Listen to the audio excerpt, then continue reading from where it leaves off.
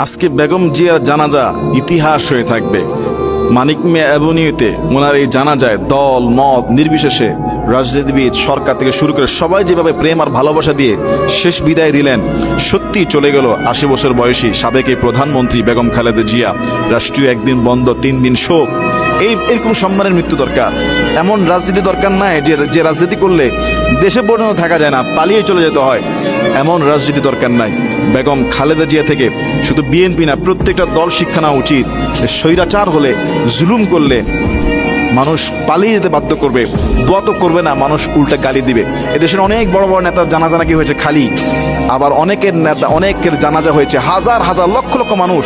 হাদি ভাইয়ের জানাজায় ইতিহাস হয়ে গিয়েছে, বেগম খালেদা জিয়ার জানাজা ইতিহাস। এবং তার প্রতি মানুষের যে শ্রদ্ধা, যে ভালোবাসা, যে সফট কর্নার। ওনাকে চিকিৎসা দিতে দেওয়া হয় নাই বিদেশে, ওনাকে অন্যায়ভাবে বন্দি করে রাখা হয়েছে, ভিআইপি মর্যাদা জেলখানায় দেওয়া হয় নাই, ক্যান্টনমেন্টের বাড়ি থেকে বের করে দেওয়া হয়েছে।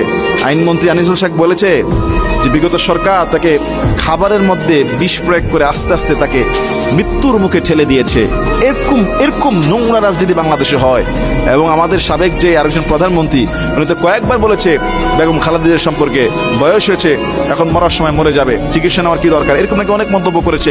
পদ্মা সেতু থেকে ফেলে দেবে, অনেক বাজে বাজে মন্তব্য করেছে। বাংলাদেশের মানুষের রাজনীতি এতটা নিকৃষ্ট মানের। বেগম খালেদা জিয়া থেকে শিক্ষা নেওয়া উচিত। আপোষহীন এক নেত্রী ছিলেন, দেশপ্রেমে দেশকে বিক্রি করেন নাই। দাদাবাবুদের চোখে চোখ রেখে কথা বলেছেন, চাইলে পালিয়ে যেতে পারতেন, যান নাই, বিদেশ গিয়ে ফেরত এসেছেন, জেলখানায় ঢুকেছেন। দেশের প্রেমে তিনি জীবন দিলেন।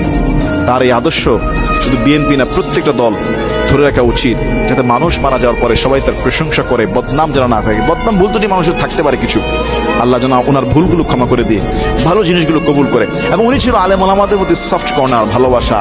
ইসলামের দলের সাথে তার সুসম্পর্ক ছিল, অনেক আলেমদের সাথে তার ঐক্য, ভালোবাসা, উঠা বসা ছিল। আল্লাহ তাআলা আমাদের এই সাবেক প্রধানমন্ত্রী বেগম খালেদা জিয়াকে আল্লাহ প্রিয় বান্দী হিসেবে কবুল করুন, তার ভুল ত্রুটি ক্ষমা করে দিয়ে তার ভালো দিকগুলো আল্লাহ কবুল করুন। আল্লাহুম্মা আমিন।